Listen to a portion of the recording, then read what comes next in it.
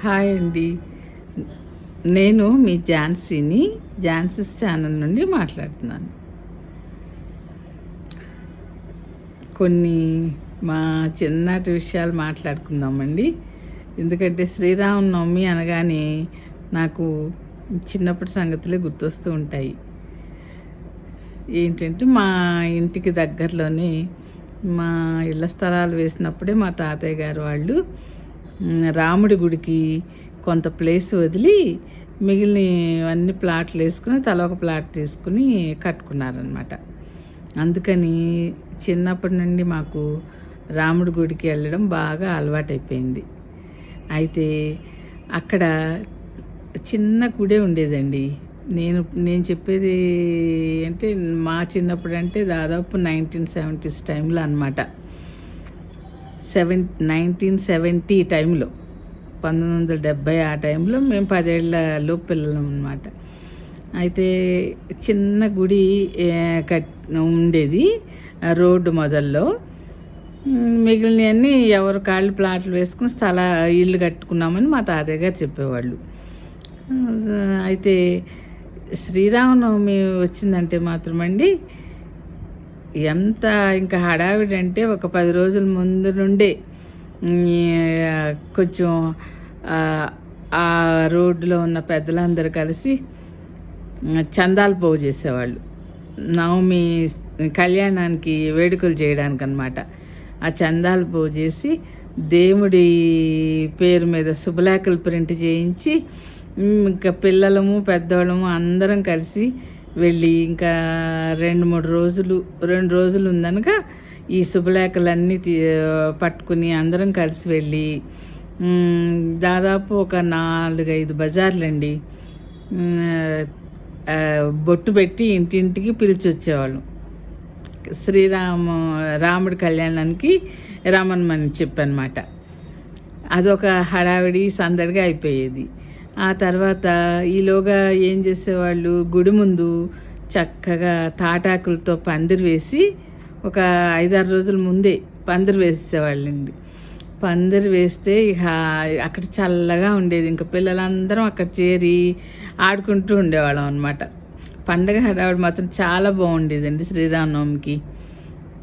ఇంకా తర్వాత ఇంకా నవమి రోజు కళ్యాణం జరిగేది. ఆ రోజు ఉదయం నుంచి దేవుడి మండపానికి డెకరేషన్లు, పిల్లలు పెద్దవాళ్ళు అందరూ వెళ్ళి పూలతో మామిడాకులతో అంతా రెడీ పెట్టేసేవాళ్ళు. కళ్యాణం చక్కగా జరిపించితే అందరం చూసేవాళ్ళం. ఇదివరకు ఇప్పటిలాగా షామియానాలు అవి కాదు కదండి. ఆ తాటాకుల పందిరి కిందే చక్కగా పరదాలు పరిస్తే అందరం కూర్చుని చూసేవాళ్ళము. దేవుడి దర్శనం చేసుకుని వచ్చేసేవాళ్ళం అనమాట. పానకం ఒకటి స్పెషల్ కదా, ఈ పానకం తీసుకుని వచ్చేవాళ్ళం.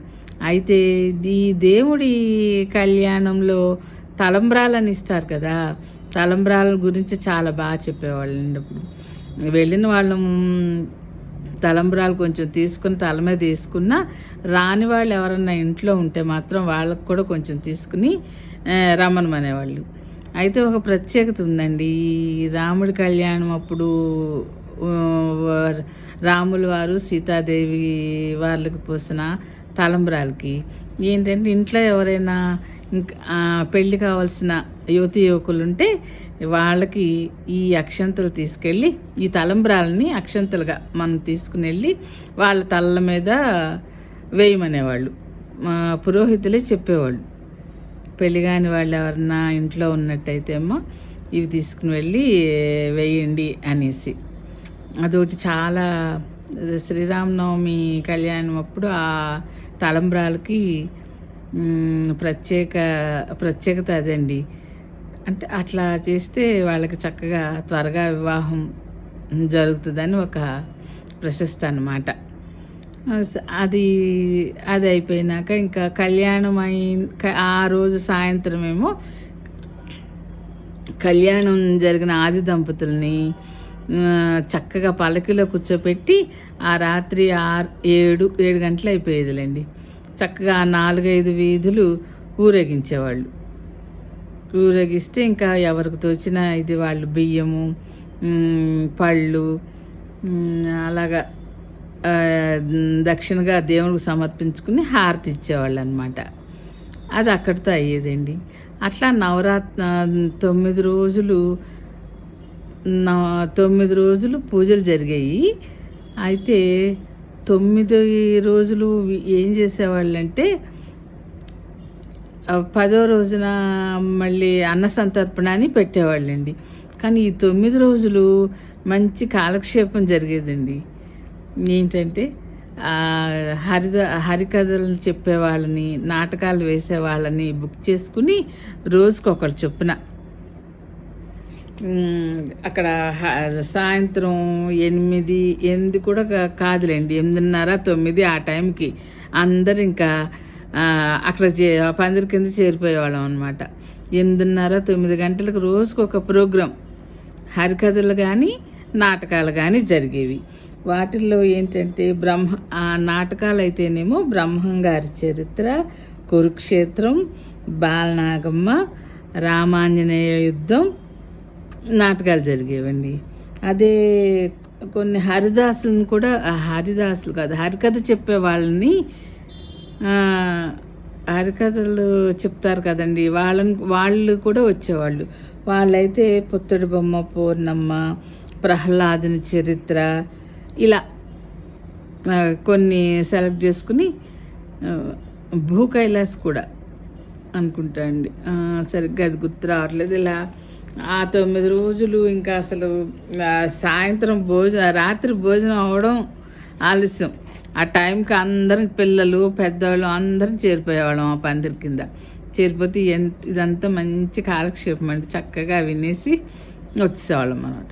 ఇక తర్వాత ఇంకా సంతర్పణ, తర్వాత రోజు సంతర్పణ జరిగి ఇంకా అక్కడితో నవరాత్రులు కంప్లీట్ అయిపోతాయి అన్నమాట. అట్లా చేసేవాళ్ళు. ఇప్పుడు అంతా ఏదో ఒక్కరోజు షామియానా వేసేసి మళ్ళీ వెంటనే తీసేసి అలా చేసేస్తున్నారు కదా, ఒక్కరోజుతో అయిపోతుందండి. కానీ ఇదివరకు రోజుల్లో అలా చాలా బాగుండేది. అసలు ఏ గుడిలో అయినా, ఎన్ని గుళ్ళు ఉంటే అన్ని రామాలయాల్లో కళ్యాణం చేసి ఇలాగే జరిపించేవాళ్ళండి. చాలా బాగుండేది. ఇంకా మాకు ఆ అలవాటు చొప్పున ప్రతి శ్రీరామనవమికి ఎక్కడున్నా సరే, మ్యారేజ్ అయినాక మేము హైదరాబాద్ వచ్చాం. ఇక్కడ మైదీపట్నం దగ్గర కాకతీయ నగర్ కాలనీలో ఉండేవాళ్ళం అండి. అక్కడ కూడా మంచి రామాలయం ఉంది. అక్కడ దేవుడి కళ్యాణం అక్కడ బాగా చేసేవాళ్ళు. అందరం కలిసి అక్కడికి వెళ్తుండేవాళ్ళం అన్నమాట. ఇప్పుడు కూడా మేము ప్రస్తుతం అంటే ఇప్పుడు ప్రస్తుతం హైదరాబాద్లో ఉన్నాము కొంచెం పని మీద, కానీ మామూలుగా అయితే విజయవాడలో ఉంటున్నామండి. అక్కడ కూడా మేమున్న చోట కరెన్సీ నగర్లో ఆంజనేయ స్వామి గుడి ఉందండి.